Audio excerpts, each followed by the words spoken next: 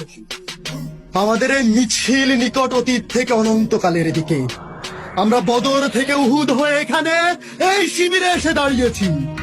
আমাদের এই মিছিল নিকট অতীত থেকে অনন্তকালের দিকে।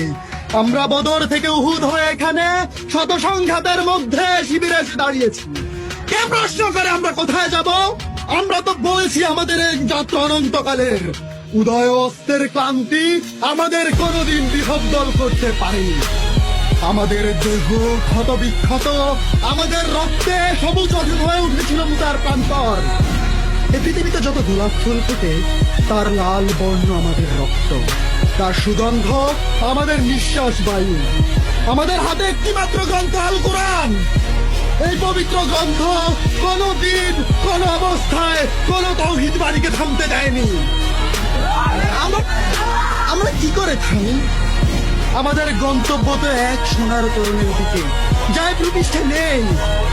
আমরা আমাদের শহীদের চেহারার ভিন্নতাকে গ্রাহ্যের মধ্যে আনি না, কারণ আমাদের আত্মার গুঞ্জন হু হু করে বলে ওঠে, আমরা এক আত্মা, এক প্রাণ।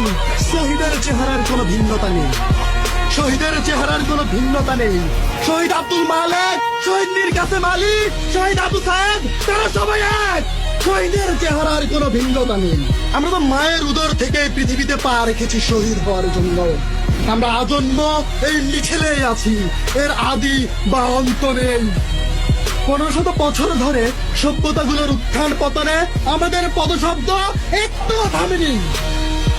আমাদের কত সাথীকে আমরা এই পৃথিবীর কোন্দরে কোন্দরে রেখে এসেছি। তাদের কবরে ভবিষ্যতের গুঞ্জন একদিন মধুমক্ষিকার মতো গুঞ্জন তুলবে। আমরা জানি আমাদের ভয় দেখিয়ে শয়তান নিজেই অন্ধকারে পালিয়ে যায়। আমরা জানি আমাদের ভয় দেখিয়ে স্বৈরাচার নিজেই দিল্লি পালিয়ে যায়। আমাদের মিছিল ভয় ও ধ্বংসের মধ্যে বিশ্রাম নেয়নি, নেবে না। আমাদের পতাকায় কালেমা তাইয়্যিবা, আমাদের পতাকায় কালেমা তাইয়্যিবা।